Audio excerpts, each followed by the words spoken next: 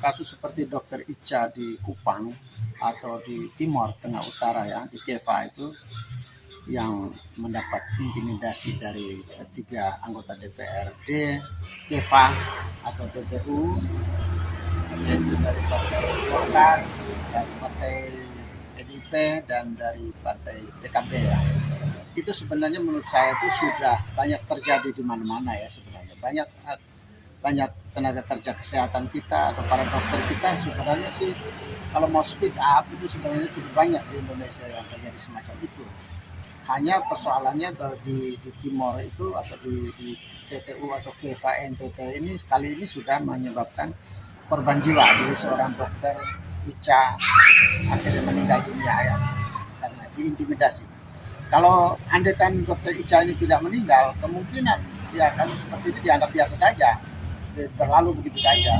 Tapi karena dokter Ica sampai meninggal sehingga kasus ini jadi viral.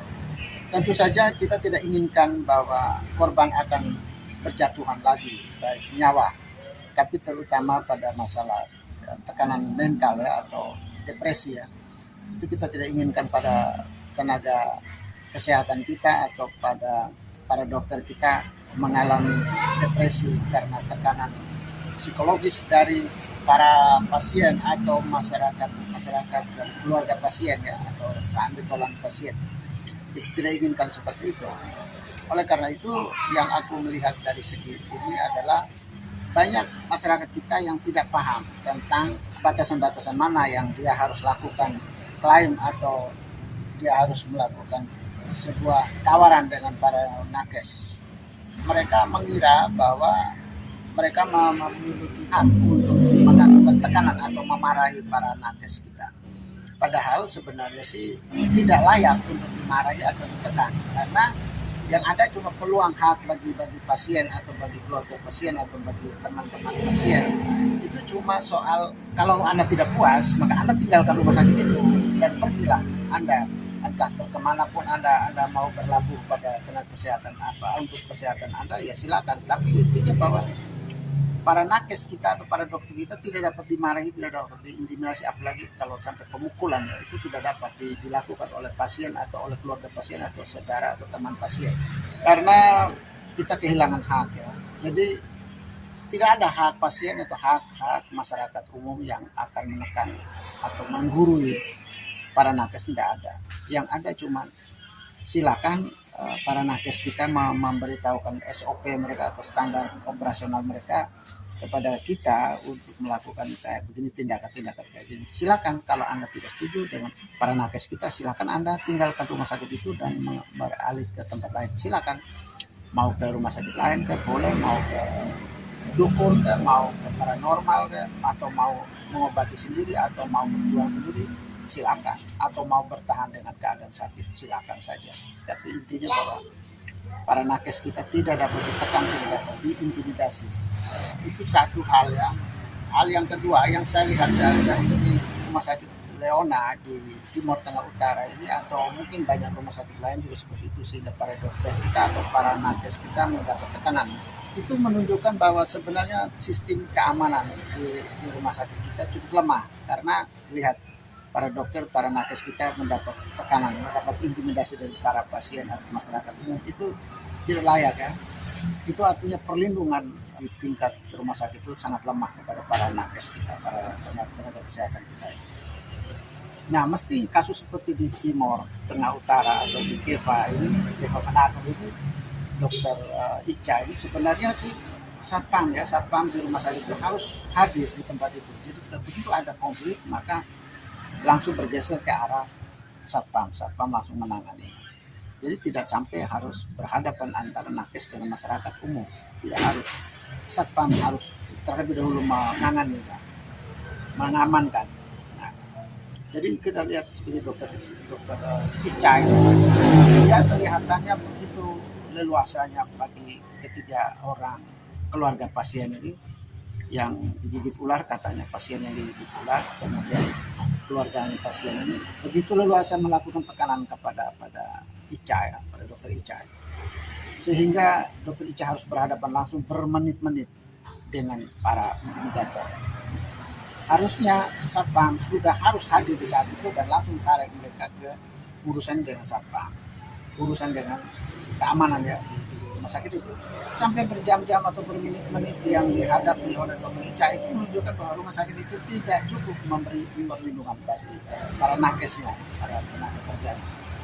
Nah, jadi kalau Bupati Timur Tengah Utara yang ingin melakukan sebuah tindakan pembekuan kepada perizinan rumah sakit itu, saya kira wajar ya, karena itu menunjukkan bahwa rumah sakit itu sudah tidak ada perlindungan bagi para dokter, bagi para tenaga kerja, bagi bidan, bagi perawat di rumah sakit itu.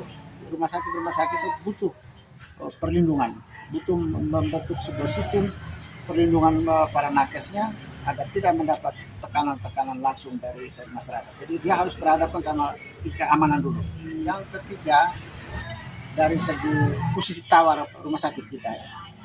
Jadi kelihatan rumah sakit kita ini terlalu merasa membutuhkan pasien, kelihatan. Sehingga mendapat tekanan apapun dari masyarakat kita, terutama dari anggota keluarga, dari masyarakat umum kita, maka rumah sakit menjadi tidak berdaya ya. Menurut saya itu karena mereka memiliki posisi tawar yang lemah. Mereka merasa mereka membutuhkan pasien, membutuhkan masyarakat itu jadi pasien mereka, sehingga jadi dari segi ini adalah dari segi kapital ya, dari segi ekonomi ya. Kalau sampai tidak ada pasien yang datang ke situ, maka mereka merasa akan kehilangan banyak pemasukan. Nah, dari sini mereka akan posisi tawar mereka menjadi cukup lemah. Rumah sakit harus punya sikap bahwa inilah batasan-batasan kami dan ini batasan-batasan Anda. Apa yang ditindak kami sepanjang Anda sudah setuju itu artinya selesai. Itu artinya SOP kami sudah berlaku di situ. Jika Anda tidak patuh di ini, maka kami bisa menghentikan hubungan kami dengan Anda, hubungan rumah sakit dengan pasien itu bisa dihentikan di saat itu. Jadi harus diambil tegas. Kalau rumah sakitnya selalu lembek atau lemah, selalu membutuhkan pasien, selalu membutuhkan masyarakat, termasuk membutuhkan uang, ya itu artinya rumah sakit selalu jadi bulan-bulanan ya, jadi permainan masyarakat kita. Jadi saya lihat kasus seperti Dr. Ica meninggal di Kupang ini, ini itu bersama karena sistem keamanan yang terjadi di rumah sakit kita tidak cukup memberi perlindungan bagi para nakes, para tenaga kerja kesehatan di dalam rumah sakit itu ya.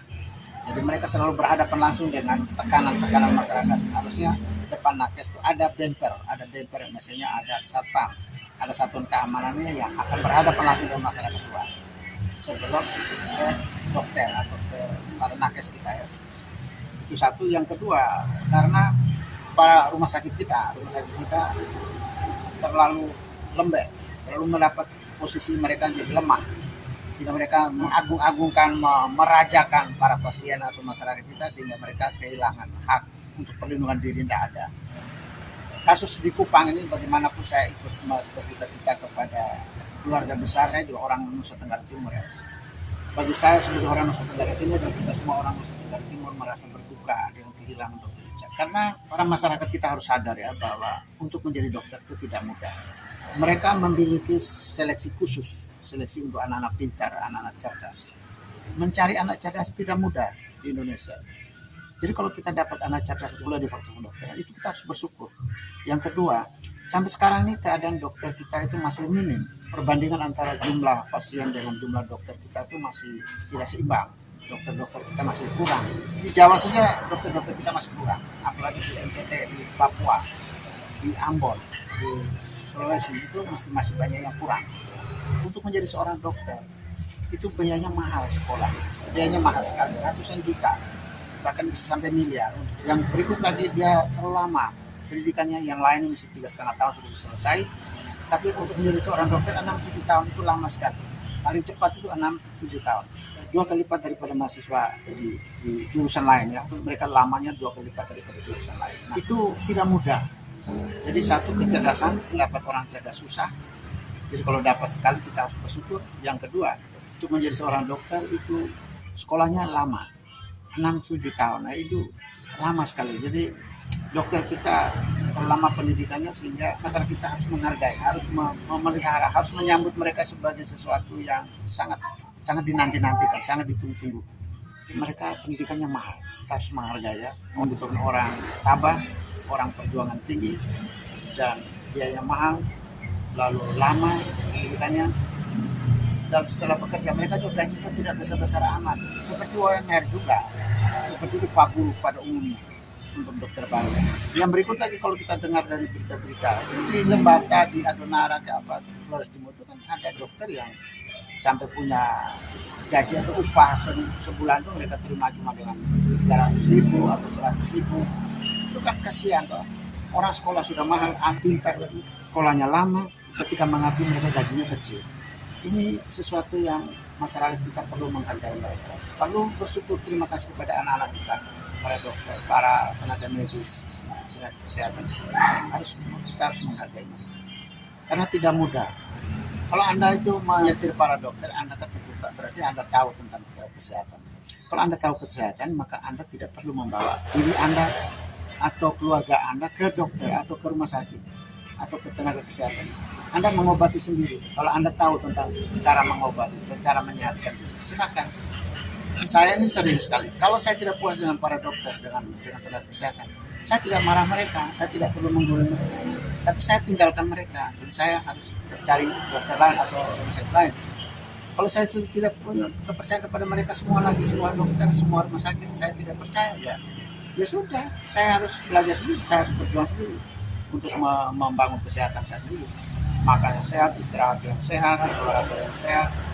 Ya, saya harus menjalani hidup pola sehat supaya saya tidak selalu bertemu dengan tenaga medis kalau saya tidak percaya mereka lagi. Jadi itu konsekuensinya. Jadi saya tidak punya hak untuk memarahi para dokter atau memarahi para medis. Saya hanya punya hak untuk mencabut dari dunia mereka. Saya harus mundur dari mereka. Kalau saya tidak percaya mereka, saya tidak punya hak memarahi mereka. Dan saya harus membangun kesehatan diri saya sendiri. Kasus di Kupang itu berduka cita dengan para dokter, dengan ID, terutama ID NTT, ID di Manado, atas kehilangan seorang pejuang, seorang pahlawan kesehatan kita. Lalu saya menyerukan kepada pemerintah Indonesia supaya segera meratifikasi, segera merevisi berbagai undang-undang kesehatan agar para dokter kita, hubungan mereka dengan masyarakat, hubungan mereka dengan pasien, hubungan mereka dengan keluarga pasien itu harus dijelaskan supaya mereka tidak mendapat tekanan, mereka tidak dapat ancaman dari masyarakat. Harus perbaiki, harus revisi undang-undang kesehatan kita, memberi perlindungan yang cukup kepada para dokter kita, para tenaga kesehatan kita. Terima kasih, selamat sehat.